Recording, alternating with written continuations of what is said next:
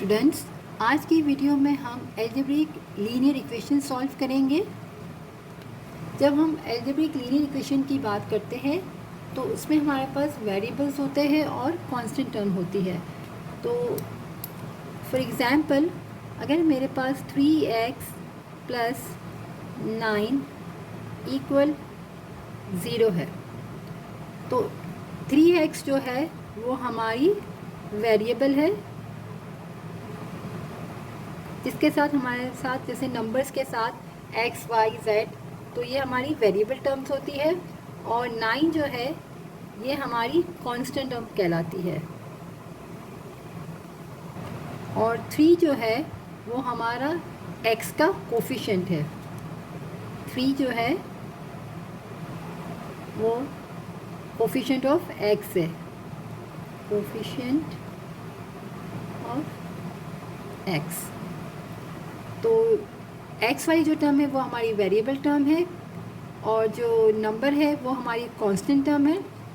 और कोफिशिएंट जो है एक्स का वो है 3।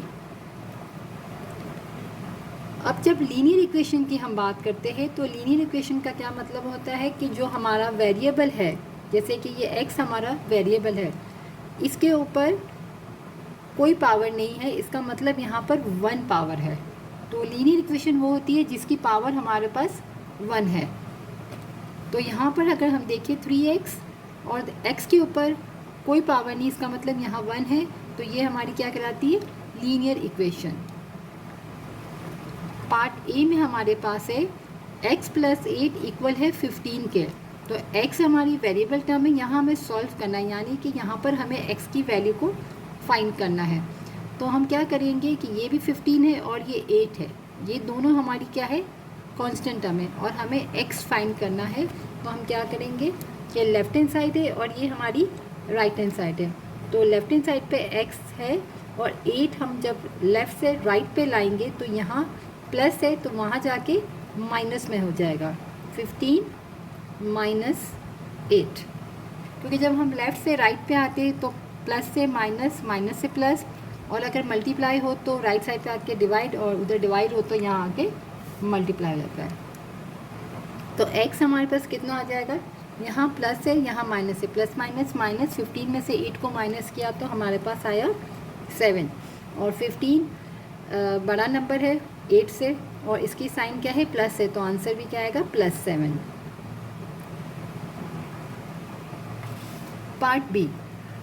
पार्ट बी में हमारे पास x माइनस 7 इक्वल है -3 के। तो यहाँ भी हमारे पास 2 कांस्टेंट टर्म है, तो हम ये वाली कांस्टेंट टर्म को लेफ़्ट से राइट की तरफ शिफ्ट कर देंगे। हमने लिखा x इज़ इक्वल टू -3 और यहाँ पर लेफ़्ट पे -7 है तो यहाँ आके +7 हो जाएगा। अब माइनस प्लस माइनस, 7 में से 3 को माइनस करेंगे तो 4, और 7 और 3 में से 7 बड़ा नंबर है, इसकी साइन प्लस है तो यहाँ पर प्लस आएगा।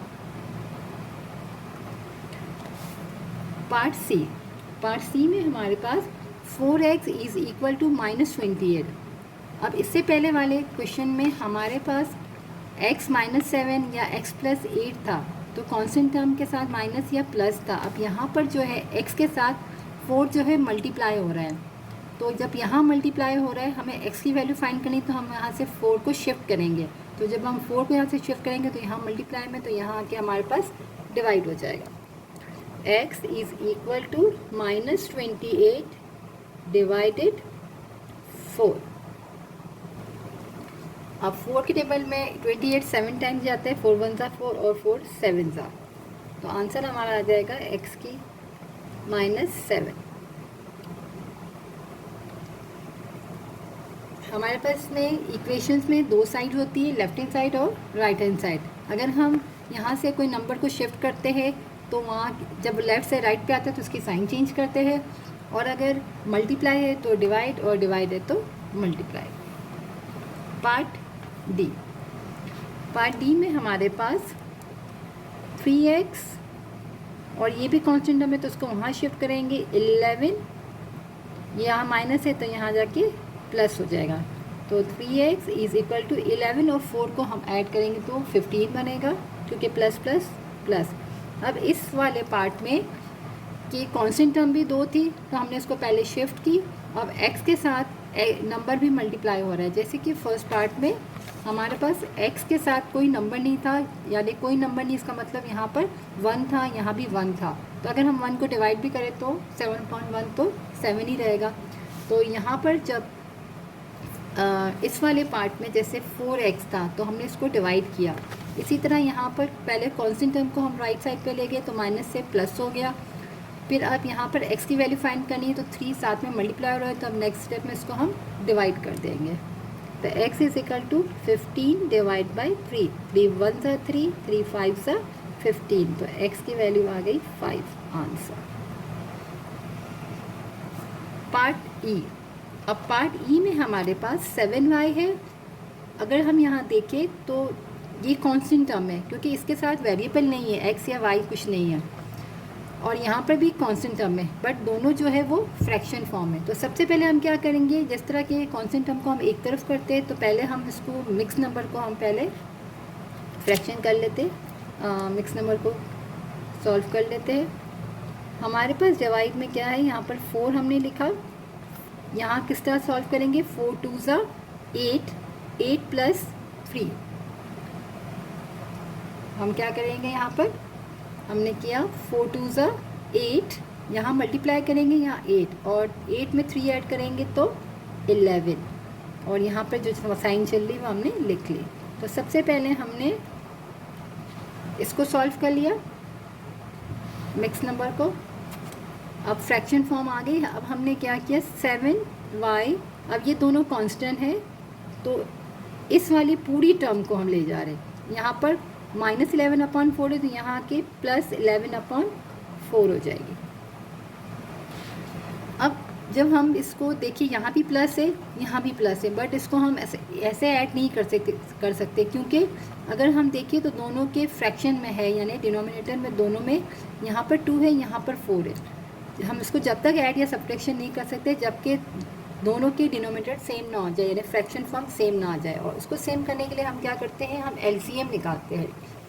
तो अगर हम देखें एलसीएम के लिए कि यहाँ पर 4 है और ये 2 है, ये छोटा नंबर है, अगर इसको मैं 2 से मल्टीप्लाई करूँ तो ये 4 बन जाएगा, तो दोनों के एलसीएम सेम आ जाएंगे क्योंकि दोनों एक ही टेबल में जा रहे हैं। जब दोनों एक ही टेबल में जा रहे हैं तो हमने छोटे नंबर पे देखेंगे हम किससे मल्टीप्लाई करें, तो हमने देखा 2 से मल्टीप्लाई करेंगे तो 4 बनेगा।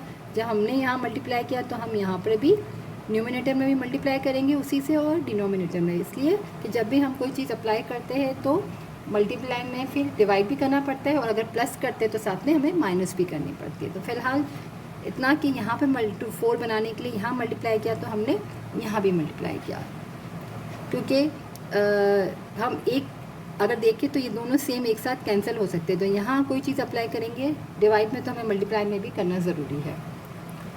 तो ये हमारा एलसीएम निकल गया। अब हमारा एलसीएम क्या आ गया, 7y is equal two divided, यहाँ पर 4 आ गया तो हमारा सेम हो गया, यहाँ पर 1 2 ज़ा 2 प्लस 11। अब हम इसको ऐड कर सकते हैं, तो हमारे पास है 7y इज़ इक्वल टू 11 और 2 को अगर हम ऐड करें तो 13 बनेगा, 13/4। अब यहाँ पर y मल्टीप्लाई में है तो यहाँ आके हमारे पास क्या होगा, डिवाइड में आएगा। यहाँ मल्टीप्लाई में तो यहाँ आके डिवाइड, यानी 4 के साथ हम 7 को मल्टीप्लाई कर देंगे। y is equal to 13/4 multiply by 7।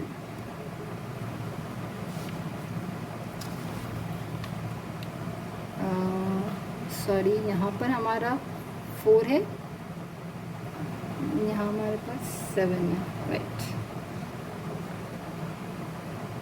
तो अब हमने क्या किया, 4 7 था, हमारे पास कितना हो गया, 28। 13/28 आंसर।